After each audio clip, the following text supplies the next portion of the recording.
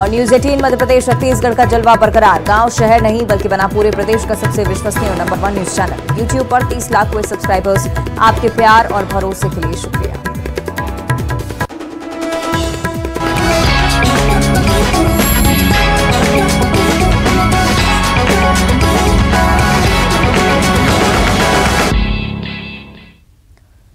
सुप्रभात एमपी, मैं हूं आपके साथ अवंतिका श्रीवास्तव। रुक करेंगे तमाम बड़ी खबरों का और सबसे पहले एक बड़ी जानकारी। भगौड़ा अमृतपाल पकड़ा गया है।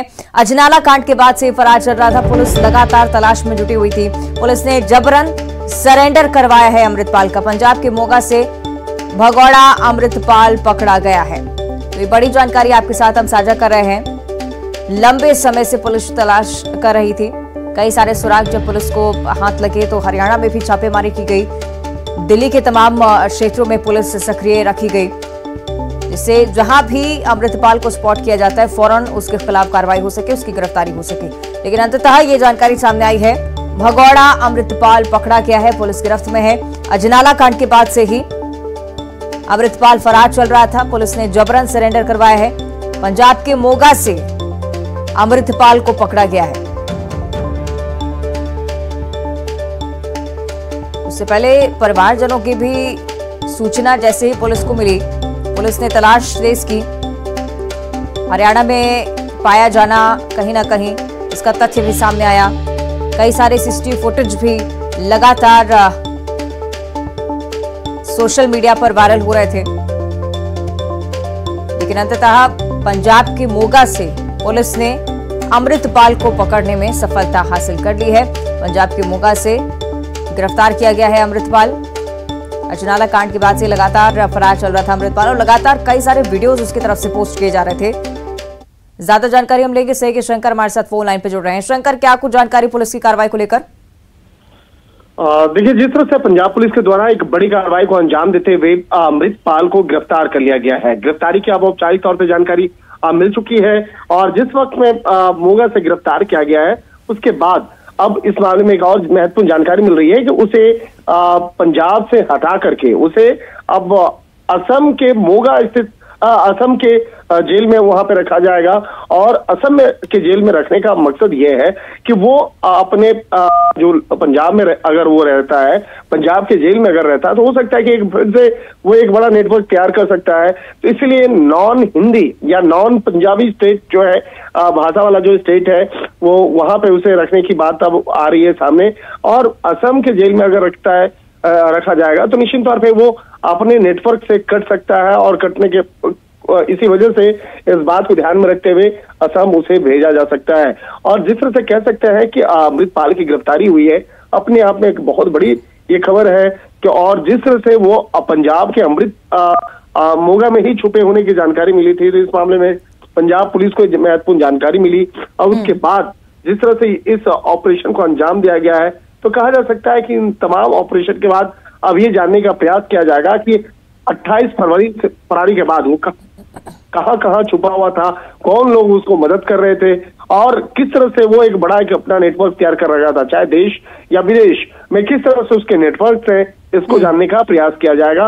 और निश्चित तौर पर कह सकते हैं कि अमृतपाल से जब औपचारिक तौर पर जानकारी ली जाएगी उसके बाद कई और भी खुलासे सामने हो सकते हैं। और 28 फरवरी के बाद से, जब से वो फरार था, उसके बाद से कई तरह के कयास चल रही थी कि वो देश छोड़ के भाग गया है, नेपाल भाग गया है, नेपाल के रास्ते से भाग गया है। बिल्कुल ठीक आप कह रहे हैं शंकर, क्योंकि काफी मशक्कत पुलिस को पकड़ने में करनी पड़ी, क्योंकि कई सारे वीडियोस भी सर्कुलेट हो रहे थे। उनके आधार पर भी पुलिस लगातार जांच कर रही थी।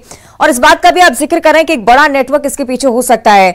उनको खंगालना भी अब पुलिस के लिए एक बड़ी चुनौती। आगे कानूनी कार्रवाई को लेकर कुछ अपडेट? देखिए, इस मामले में तमाम जो अभी औपचारिकताएं हैं उन औपचारिकताओं को पूरा किया जा रहा है, क्योंकि अमृतपाल को सही तरीके सुरक्षित तरीके से पंजाब से निकाल करके असम पहुंचाना ये सबसे पहली प्राथमिकता है। तो इसके लिए वो तमाम औपचारिकताओं को पूरा किया जा रहा है। और इस वक्त में जो पंजाब की जो पुलिस प्रशासन है, उसके वरिष्ठ पुलिस अधिकारी बता रहे हैं कि गिरफ्तारी के बाद तमाम औपचारिकताएं जो होती हैं उसको पूरा किया जा रहा है। और जिस तरह से अब तस्वीरें भी अमृतपाल की सामने आ चुकी हैं, जिसमें कि उसमें देखा जा रहा है कि वो एक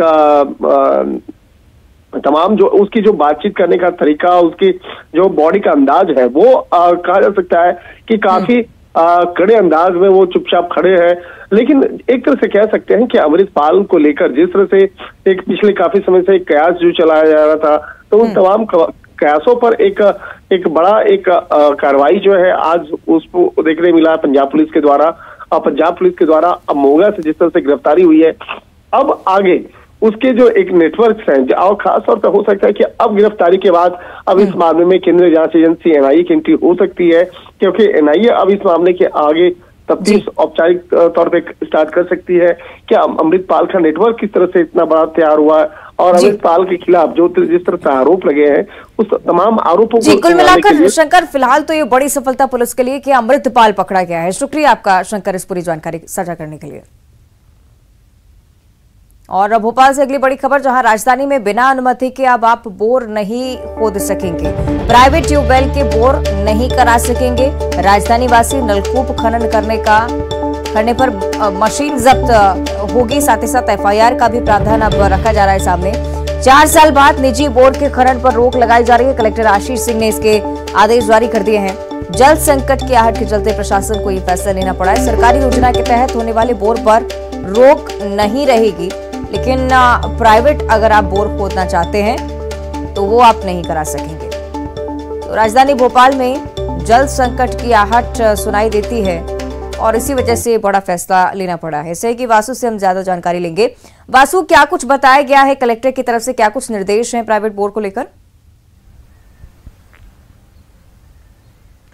हाँ बिल्कुल अवंतिका, देखिए जिस तरह से लगातार देखा जा रहा है कि जो वाटर बॉडीज हैं उनमें पानी कम हो रहा है, या फिर अगर अंडरग्राउंड वाटर की बात करें तो वहां पे भी जो पानी की डेप्थ है वो काफी ज्यादा नीचे जाती हुई दिखाई दे रही है, नजर आ रही है। और यही वजह है कि अब शासन प्रशासन इसको लेकर अलर्ट है। और राजधानी भोपाल में जो प्राइवेट बोर्स हैं, जो कई बार देखा गया है कि बड़े पैमाने पे जो बोर है वो होते हैं और जिसको लेकर कई जो जरूरी चीजें होती हैं उनका भी ध्यान नहीं रखा जाता, जिसके चलते लगातार जो अगर भूमिगत जल की अगर हम बात करें तो वो काफी ज्यादा कम हो रहा है। गर्मियों के सीजन में जो जमीन का वाटर लेवल है और भी ज्यादा नीचे चला जाता है, और इसके चलते ही जिला प्रशासन की ओर से फैसला लिया गया है कि अगर किसी भी व्यक्ति को अगर अपने प्राइवेट प्रेमिसेस में प्राइवेट बोर अगर करवाना है तो उसके लिए परमिशन लेनी होगी, सरकार को सूचित करना होगा और परमिशन मिलने के बाद ही वो बोर कराने का काम कर सकेंगे। इससे एक बात सुनिश्चित हो सकेगी कि आसपास के इलाकों में कितने बोर हो रहे हैं, कितने फीट पर जो पानी है वो निकलकर सामने आ रहा है। तो कुल मिलाकर एक मॉनिटरिंग के नजरिए से, मॉनिटरिंग के मद्देनजर ये पूरा जो फैसला है वो लिया गया है। और इससे सबसे बड़ा फायदा ये होगा कि लोगों में थोड़ी सी पानी को बचाने को लेकर जागरूकता भी आएगी और कुछ नियम और शर्तें भी इस पूरे आदेश के बाद लागू हो सकती हैं, जिसके तहत जो बोर कराएंगे उनको उन बातों का ध्यान रखना पड़ेगा। कई बार ये भी देखा गया है कि जो खुले बोर है उनमें बच्चे गिर जाते हैं और बड़े हादसों का शिकार हो जाते हैं, और कई दफा प्राइवेट बोर्स में बच्चों के गिरने की जो घटनाएं वो भी सामने आती हैं। तो कम से कम जो रिकॉर्ड है वो सरकार के पास, प्रशासन के पास रहेगा, तो ऐसी घटनाओं की रोकथाम में भी काफी ज्यादा मदद हो सकेगी। जी अवंतिका। ठीक है, कुल मिलाकर प्राइवेट बोर खोदने को लेकर अब सख्त निर्देश है और उसे लेकर सख्त पाबंदी अब देखने को मिल सकती है। शुक्रिया आपका वासु इस पूरी जानकारी के लिए। आगे बढ़ते हैं भोपाल से अगली बड़ी खबर, जहां मेंटेनेंस के चलते कई इलाकों में आज बिजली कटौती का सामना लोगों को करना पड़ेगा। आज भोपाल में 6 घंटे तक बिजली गुल रहने वाली है। सुबह 7 बजे से मेंटेनेंस का काम शुरू होगा। एमपी नगर, जानकी रेसिडेंसी, अर्जुन नगर में सप्लाई नहीं होगी। सुबह 7:30 बजे से लेकर दोपहर 12:30 बजे तक बिजली की जो सप्लाई है वो नहीं रहने वाली है। उस वजह से सुबह 9 बजे से दोपहर 3 बजे तक साईं जानकी नगर में भी बिजली गुल रहेगी। तमाम इलाके आपको बता रहे हैं जहां पर बिजली गुल रहने वाली है। करीब 6 घंटे के लिए ये स्थिति आपको देखने को मिलेगी। ये तमाम इलाके राजधानी भोपाल के जहां बिजली संकट से आज लोगों को जूझना पड़ सकता है। मेंटेनेंस के चलते कई इलाकों में बिजली आज गुल रहने वाली है। और शिवपुर से अगली बड़ी खबर, जहां चीता पवन को ट्रैंकुलाइज किया गया है। माधव नेशनल पार्क में घूम रहा था पवन और कूनो वन मंडल और दक्षिण अफ्रीका के एक्सपर्ट्स ने इस चीते को ट्रैंकुलाइज किया है। चीते के आसपास होने से खतरे भी लगातार बढ़ रहे थे। झाड़ियों की वजह से चीते के जख्मी होने का खतरा भी लगातार बना हुआ था। कूनो से माधव नेशनल पार्क पवन पहुंचा। पिंजरे में डालकर कूनो उसे वापस लाया गया है। ये बड़ी जानकारी। पहले भी इसी चीते के गायब होने की सूचना वन विभाग को मिली थी, क्योंकि लगातार कूनो अभ्यारण्य की ओर और माधव नेशनल पार्क की ओर ये चीता पवन रुक कर रहा था। और ये पिछले समय की तस्वीरें हैं जब ट्रैंकुलाइज कर उसे कूनो नेशनल पार्क लाया गया, लेकिन एक बार फिर से उसके वहां से भाग जाने की खबर सामने आई। लगातार खतरा इसलिए भी मंडरा रहा था क्योंकि ग्रामीणों को भी काफी डर सता रहा था इस पूरी चीज का कि कहीं चीता हमला ना कर दे या वन्यजीवों को नुकसान ना पहुंचाए। साथ ही साथ ये भी जानकारी कि जैसे ही झाड़ियों के चलते चीते को खतरा नजर आया तो उसको ट्रैंकुलाइज कर वापस लाना पड़ा, क्योंकि वन विभाग की तरफ से कहा गया था कि जब तक चीते के लिए खतरा नहीं होता है तब तक उसे वापस नहीं लाया जा सकेगा। तो अब ये तस्वीरें सामने आई हैं, तस्वीरें हम आपको दिखा रहे हैं जब ट्रैंकुलाइज कर वापस उसे कूनो लाया गया। सहयोगी दीपक हमारे साथ ज्यादा जानकारी के लिए जुड़ रहे हैं। दीपक, क्या कुछ जानकारी फिलहाल पवन के रेस्क्यू को लेकर? बिल्कुल, अवंतिका पवन को फिर से रेस्क्यू किया गया है, ट्रैंकुलाइज किया गया है, क्योंकि बताया यही जा रहा है कि वो शिवपुरी जिले के माधव नेशनल पार्क में रह रहा था और बाघ के बिल्कुल आसपास उसकी लोकेशन लगातार ट्रेस हो रही थी। इस वजह से आपस में एक झड़प होने की चांस भी बन रहे थे, लेकिन इसे लगातार वन विभाग के अधिकारी इग्नोर भी कर रहे थे, क्योंकि ये नेचुरल है। बाघों के साथ में हो चाहे तेंदुआओं के साथ में हो, चीते को रहना तो इसी परिवेश में है, तो इसे नजरअंदाज किया जा रहा था, लेकिन उस पर नजर भी बनाए हुए थे। अब लगातार जो कटीली झाड़ियों के, कांटेदार झाड़ियों के आसपास इसका मूवमेंट बढ़ रहा था और झाड़ियों के बीच में ये फंस भी गया था, तो इसे देखते हुए लग रहा था कि ये घायल हो जाएगा और इसी के चलते इसको ट्रैंकुलाइज किया गया है। अब अवंतिका, ये जो पवन है इसका पहले नाम ओवान था और ये लगातार कूनो नेशनल पार्क से बाहर रिहायशी इलाकों में घूमता हुआ नजर आ रहा था। पहले विजयपुर इलाके के रिहायशी इलाके में पहुंच गया था, फिर बैराड़ इलाके में भी ये लगातार देखा जा रहा था और ये कूनो में कम और बाहर ज्यादा घूमता है, इसीलिए इसका नाम पवन रखा गया है और अब इसे दोबारा से ट्रैंकुलाइज करके कूनो लाया गया है। तो एक अच्छी खबर है कि इसे ट्रैंकुलाइज करके वापस शिवपुरी से श्योपुर लाया गया है और अब वो कूनो में है, लेकिन कब तक ये कूनो में रहेगा, फिर से कब बाहर निकलेगा, ये अभी कह पाना मुश्किल है, क्योंकि ये लगातार इसकी नेचर में है कि लगातार कूनो से बाहर जाता है रिहायशी इलाकों के आसपास और दूसरे इलाकों में, मतलब बैराड़ और शिवपुरी इलाके में इसका मूवमेंट बना रहता है, तो फिर कभी भी ये उस इलाके में पहुंच सकता है। जी, वन्य जीवों को लेकर ये सब नेचुरल है, आप इस बात का जिक्र दीपक कर ही रहे हैं, लेकिन एक बड़ी चुनौती क्या वन विभाग के लिए भी, क्योंकि अगर रिहायशी इलाकों में पहुंचता है तो ग्रामीणों में भी डर समाता है और चीते को खतरा होने के भी डर लगातार वन विभाग को बना रहता है। आगे किस तरह से हैंडल किया जाएगा? क्या ऐसी कोई पहल वन विभाग की तरफ से जिसकी वजह से इसे उसी टेरिटरी में रखा जाए? बिल्कुल, इस तरह का तो कोई इंतजाम अभी तक नहीं किया है, क्योंकि वो चाहते हैं, उनका कहना, वन विभाग के अधिकारी साफ तौर पर कहते हैं कि एक एरिया में सीमित करने से इसको स्ट्रेस होगा और ये अपनी मर्जी से कहीं भी जाए आए, लोगों को नुकसान नहीं पहुंचाए, तब तक इस पर नजर बनाए रखते हैं। हालांकि इनमें जो कॉलर आईडी लगाया रखा है उस पर उसके मदद से लगातार इनकी लोकेशन ट्रेस हो जाती है, कहाँ ये जा रहे हैं उसका पता वन विभाग को तत्काल लग जाता है, तो पीछे से ही वन विभाग की टीमें पहुंच जाती हैं। लेकिन ये जरूरी नहीं है कि लोगों पर खतरा नहीं बने, क्योंकि जानवर है और कभी भी इंसान पर अटैक कर सकता है, ऐसी स्थिति में इंसान भी इसको कोई नुकसान पहुंचा सकते हैं और लगातार इसका जो बिहेवियर है इंसानों के, जहां पर रहवास है, खेत है, वहां पर ये लगातार पहुंच रहा है, तो जरूर इस तरह का कोई खतरा हो भी सकता है। इसे देखते हुए कदम उठाने की जरूरत है, तार फेंसिंग बड़े एरिया में कर दी जाए, क्योंकि कूनो का काफी लंबा चौड़ा एरिया है और ऐसा नहीं है कि कूनो के अंदर जाली नहीं हो, दूसरी तार फेंसिंग नहीं हो, तो इसी तरह की कोई व्यवस्था की जाए ताकि जो रिहायशी इलाकों के आसपास में इसका मूवमेंट ना हो। तो इस तरह के कदम तो फिलहाल नहीं उठाए गए हैं, लेकिन आने वाले समय में हो सकता है कि वन विभाग इस तरह का कोई निर्णय ले। ठीक है, बहुत शुक्रिया आपका दीपक इस पूरी जानकारी के लिए। और तस्वीरें हम देखे लगातार दर्शकों को दिखा रहे हैं, चीता ओवान जिसका नाम अब पवन है, उसे ट्रैंकुलाइज कर वापस लाया गया है कूनो अभ्यारण्य में और कोशिश वन विभाग की टीम लगातार करे कि इन पर निगरानी लगातार बनाए रखे। इधर सीहोर के बुधनी में खेल खेल में 11 साल की लड़की की मौत हो गई है। बताया जा रहा है कि लड़की अपनी सहेलियों के साथ घर के बाहर अमरूद के पेड़ पर दुपट्टा बांधकर खेल रही थी। आशंका जताई जा रही है कि इसी दौरान दुपट्टे में गर्दन फंसने और दम घुटने की वजह से उसकी मौत हुई है। सूचना के बाद मौके पर पहुंची पुलिस ने शव को कब्जे में लेकर पोस्टमार्टम के लिए भिजवाया है।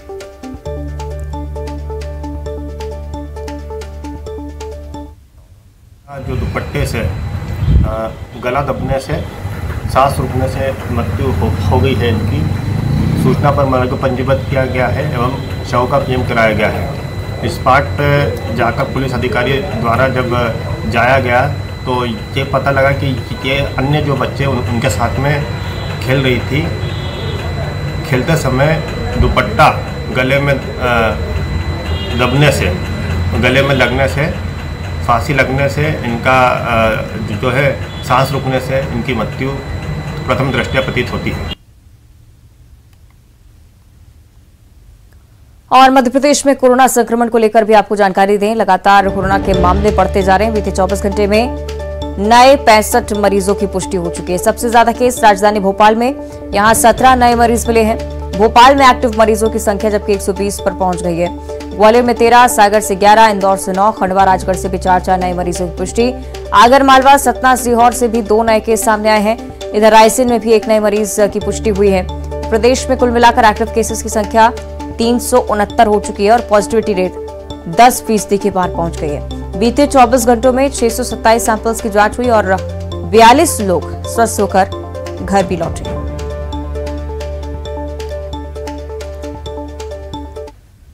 इधर आगरमालवा जिले में कांग्रेस की जिला कार्यकारिणी के गठन में बड़ी चूक नजर आई है। दरअसल कांग्रेस जिला अध्यक्ष की ओर से जारी की गई कार्यकारिणी की सूची में जिस नेता को जिला सचिव बनाया गया है वो समाजवादी पार्टी में प्रदेश पदाधिकारी है। सूची जारी होने के बाद कांग्रेस कार्यकर्ताओं ने भी सोशल मीडिया पर जमकर आक्रोश निकाला है। सपा नेता ने सोशल मीडिया पर भी इसके लिए सफाई जाहिर की है और समाजवादी पार्टी में ही है वो। लेकिन कांग्रेस जिला अध्यक्ष बंसीलाल पाटीदार ने कहा कि प्रेम यादव मुझसे लंबे समय से संपर्क में हैं, बार बार मुझे पद के लिए निवेदन कर रहे थे और उसके बाद उन्हें पद दिया गया है। यदि वे कांग्रेस का कार्य नहीं करते तो उन्हें तत्काल बर्खास्त कर दिया जाएगा। कांग्रेस में मुझे जिला सचिव बनाया गया है, लेकिन इस बारे में मुझे कोई जानकारी नहीं है और मैं कांग्रेस के किसी भी कार्यक्रम में नहीं जा रहा हूँ, ना अध्यक्ष जी ने मुझे फोन लगाया। लेकिन ये बात जरूर है कि 3 महीने पहले हमारी जिला अध्यक्ष जी से बात हुई थी और मैंने उनसे बोला था कि मुझे आपकी जिला पार्टी में ले लेना। लेकिन जब लेटर जारी हुआ उस समय अध्यक्ष जी मेरे से नहीं पूछा और मैं कई दिनों से सपा में काम भी कर रहा हूँ और अभी 13 तारीख को अखिलेश जी से मुलाकात भी हुई इंदौर में। वो गलत बोल रहा है। प्रेम यादव विगत जब से मैं जिला अध्यक्ष बना हूँ तब से मेरे कांटेक्ट में है।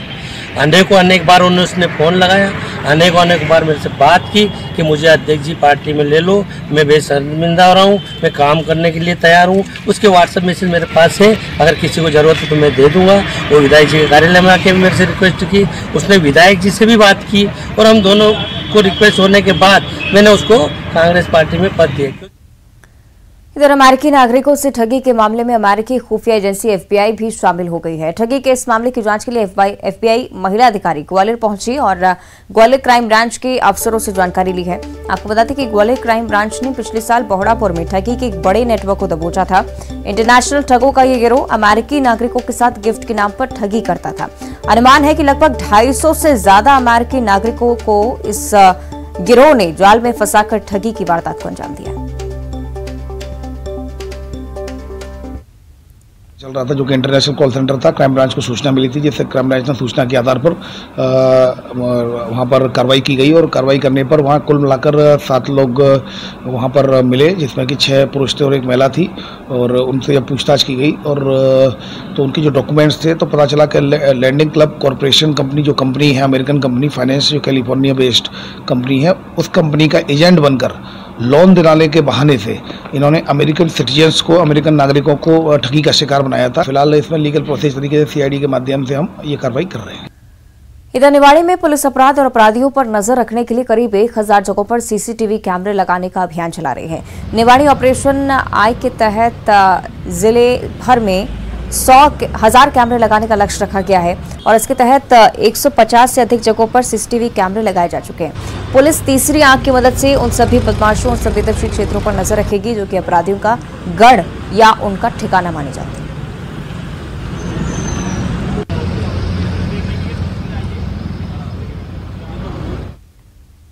और अब देखिए 25 सेकंड में खबर। सरकारी नियंत्रण से मुक्त होंगे मंदिर। परशुराम जयंती पर सीएम शिवराज की बड़ी घोषणा। ब्राह्मण कल्याण बोर्ड का किया जाएगा गठन।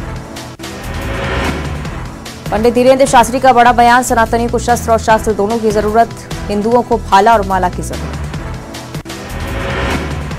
ज्योतिरादित्य सिंधिया के समर्थन में आए सीएम शिवराज, बोले सिंधिया गद्दार नहीं खुददार। दिग्विजय सिंह ने केंद्रीय मंत्री पर किया था तंज।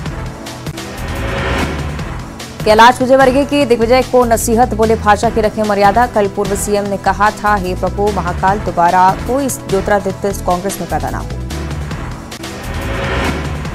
मंत्री तुलसी सिलावट का विवादित बयान, दिग्विजय सिंह को बताया कांग्रेस का कोरोना, कहा दिग्विजय का अगला जन्म चीन में हो, ऐसी प्रार्थना भगवान महाकाल से। विधानसभा चुनाव से पहले मध्य प्रदेश कांग्रेस संगठन में बड़ा बदलाव, शिव भाटिया और संजय दत्त